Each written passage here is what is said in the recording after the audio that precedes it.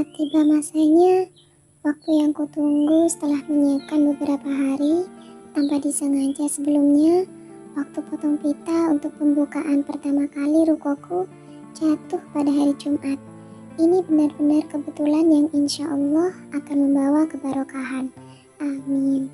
Aku lekas mengabari orang-orang yang berada di jalanan, dari anak-anak hingga orang-orang lansia yang terlantar. Tak lupa pula aku kabari ibu panti untuk mengajak anak-anak turut bergabung.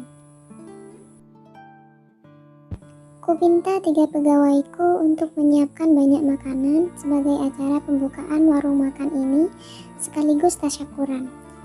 Apa ini tidak terlalu akan menghabiskan uang banyak, Bu? Sementara Ibu Mutia kan baru mulai. Orang jalanan itu tidak sedikit, Bu. Sekali mereka mendengar, pasti akan berduyun-duyun mendatangi tempat ini. Aku mengulas senyum. Aku cukup paham arah pembicaraan pegawaiku. Mereka mencemaskanku, tapi aku yakin ini tidak akan pernah merugikanku, melainkan juga sebaliknya. Tidak apa-apa. Kita buat bekal menuju akhirat kita nanti. Kamu mempersiapkan makanan untuk mereka. Mereka senang, maka kita semua akan mendapat pahala. Betul? Betul, Bu. Setuju mereka bertiga. Terima kasih ya Rob. Engkau mendatangkan banyak sekali orang baik setelah aku keluar dari rumah mantan mertuaku. Hal yang membuatku dulu enggan melapor pada Mas Aga mengenai sikap ibu, karena Mas Aga pasti akan membelanya. Dan ibu mengancam akan menjadikan kami bercerai. Aku tahu Allah sangat tidak menyukai perceraian hambanya. Boleh, tapi tidak disukai. Maka aku memilih bertahan kala itu. Aku bahkan melupakan bahwa Allah juga tidak suka hambanya menjerumuskan diri dalam kezaliman dan kehinaan. Sabar saat dihina itu bukan berarti diam. Aku akan membuktikan pada mereka hidupku jauh lebih baik setelah keluar dari lubang harimau itu. Setelah beberapa jam, aku mengutus beberapa orang yang kupintai tolong untuk menyebarkan berita makan gratis. Banyak sekali orang-orang datang berduyun-duyun. Kusambut mereka dengan ramah, senyum, lalu menyiapkan duduk mereka satu persatu. Kupastikan mereka akan nyaman dan tidak merasa tersinggung. Tiba-tiba aku dikejutkan oleh 2 orang yang berdiri mematung di depan pintu. Dari penampilannya, mereka bukan bagian dari tamu undangan inti hari ini. Ibu, Widya, kalian mau gabung? Yuk. Iyuh, kenapa orang-orang yang datang malah mereka yang berpenampilan kumuh, Bu? Pasti ini makan gratis untuk orang-orang tidak mampu ya? Ibu gimana sih dengar informasinya? Loh, beneran Wid? Ibu dengar tadi dari orang-orang kalau di sini tuh ada makan gratis. Bentar-bentar Ibu cek. Mantan ibu mertuaku terlihat sangat kesusahan membuka ponsel yang sangat aku kenal. Ponsel itu adalah milikku. Aku tahu betul polanya. Entah dari mana ibu tahu pola yang kubuat. Emang aku sengaja membuatnya tidak terlalu sulit. Zigzag, Bu. Mau dibantu? Tidak usah, ketusnya. Akhirnya kali ini ia berhasil membukanya. Di-scrollnya dengan segera, entah apa yang tengah dicarinya. Ini loh, benar kan tempatnya? Tempat ini? Tuh, lantai 2. Mana mungkin ini buat orang-orang fakir miskin seperti mereka. Tempatnya saja higienis. Perutku sangat geli, ingin sekali tertawa, akan tetapi kutahan. Banyak tamu undangan di sini. Bagaimana jika mereka mengamuk karena merasa sangat malu? Ya, Bu. Tempat ini memang selalu menyediakan makanan gratis untuk fakir miskin setiap hari Jumat. Namun, jika Ibu sama Widya mau, juga tidak apa-apa. Sok gabung aja. Tawarku masih menahan tawa. Entah siapa yang telah menyebarkan informasi di sosmed. Padahal belum tentu orang yang kutuju memiliki sosmed. sementara kesibukan mereka di jalanan saja. Dua wanita di hadapanku masih melongo, memindai setiap inci ruangan. Ruangan yang kutata ala-ala kafe minimalis ini memang cukup menarik perhatian pengunjung. Mulai pagi saja sudah beberapa orang ingin makan di sini, tetapi aku utamakan tamu undangan terlebih dahulu, sebab tempat ini belum diresmikan. Mana bos kamu? Pasti bos kamu tajir ya? Mana sini? Ibu akan daftarkan Widya buat jadi kasirnya. Dia kan pandai berhitung. Maaf Bu, tempat ini belum memerlukan seorang kasir. Nanti jika kami butuh, kami akan kabari ibu ya. Wanita yang kusebut Manmer ini melotot tajam. Ia menukas dengan darah yang mungkin telah mendidih di ubun-ubun. Jangan belagu kamu ya. Mana bos kamu? Sini. Jadi waiters aja belagu. Sudah Bu, gak ada gunanya ngomong sama dia. Lagian, aku tidak ingin bekerja kok. Uang dari Karin masih cukup buat kita. Dia aja kita jadiin ATM. Kenapa harus capek-capek kerja sih? Tapi Wid, ijazah SMK kamu mau dibuat apa? Kan eman-eman ibu biayai kamu mahal-mahal.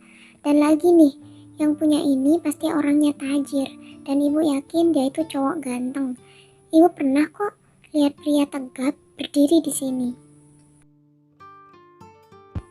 Bu, sudah kalau cuma cowok ganteng berdiri di sini, mana mungkin bisa kita pastikan dia itu pemiliknya. Loh, enggak Wid, ibu tahu betul dia yang mengatur desain tempat ini dengan 3 orang laki-laki yang ibu yakin dia itu pegawainya karena sangat nunduk hormat gitu. Ibu mimpi kali. Udah Widya masih mau ada acara nih. Sudah kamu diem Wid. Paling-paling acaranya cuma ketemu sama Anggoro. Dia itu laki-laki kere yang gak ada apa-apanya. Gak ngasilin duit, morotin iya.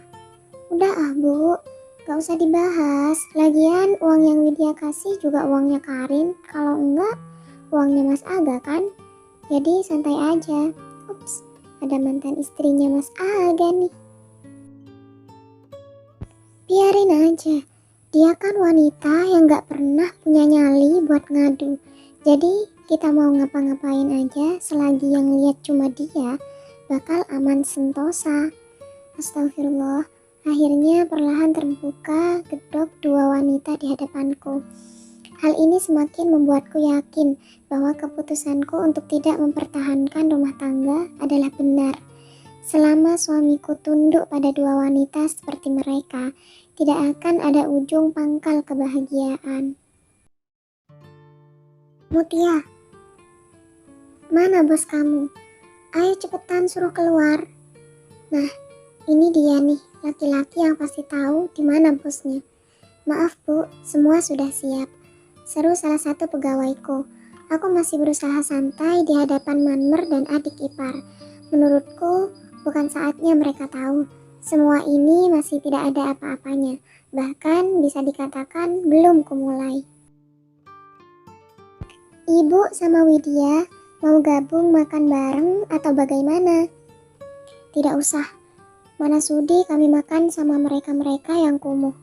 Suara Manmer yang melengking membuat beberapa dari tamu undangan menoleh. Mereka menatap ke arah kami, khususnya ke arah Manmer dengan tatapan tidak suka. Apa lihat-lihat? Pakai mata lagi. Manmer dan adik iparku pun pergi. Aku mengulas senyum, lalu kembali ke tempat di mana sudah disiapkan tali juga gunting sebagai simbolis dibukanya tempat ini. Warung makan setengah kafe ini kuberi nama brand Mutiara. Tepatnya ini adalah ide 3 pegawaiku. Mereka yang telah membuatkan banner dan menyiapkan semuanya hingga nama. Aku yakin mereka memberi nama Mutiara karena mengambil dari namaku, lalu mereka singkat. Mutia Zahira. Kuakui mereka sangat kreatif. dan patut mendapat acungan jempol. Ustadz Ibrahim, seru seseorang. Itu kan Al-Fakir. Untuk apa dia datang ke sini? Akan tetapi, karena kebetulan dipanggilnya Ustadz, dan Ibu Panti pun bilang bahwa pria itu salah seorang aktivis kajian muslimah, maka tidak ada salahnya jika kuserahkan padanya saja untuk memimpin doa. Tak lama berselang, tidak pula mengundang bincang lain selain untuk acara peresmian. Peresmian warung makan ini pun berjalan dengan lancar. Tepat sekali, Ibrahimlah yang memimpin doanya. Saat ia memimpin doa, sangat khusyuk seperti ini tampak sangat teduh dan berwibawa. Jika saja semua lelaki seperti dia, maka mungkin aku tidak akan pernah merasakan hal seperti sekarang. Tamu undangan pun makan dengan sangat lahap. Tampak di wajah mereka semburat kebahagiaan. Semoga di lain waktu aku bisa lebih istiqomah untuk berbagi. Hanya saja saat ini ada yang kurang. Anak-anak panti tidak bisa hadir karena sebuah halangan. Tidak menjadi masalah. Aku akan mengantar makanannya ke sana nanti. Kamu tidak makan? Tanya Ibrahim. Aku menggeleng. Aku pun teringat perkataan Manmer. Apa iya laki-laki yang dimaksud itu adalah Ibrahim? Dari ciri-cirinya, orang yang peduli pada ruko ini, selain 3 pegawaiku adalah dia, maksudku, yang tahu mengenai pembelian ruko ini. Bisa jadi dia kepo dan menggali informasi pada pegawaiku kala itu. Enggak, bisa jadi juga laki-laki baik yang lain. Kugelengkan kepala dan memilih fokus melayani para tamu undangan. Bersambung. Berikan kritik dan saran membangun buat author ya. Terima kasih. Semoga suka. See you to the next part.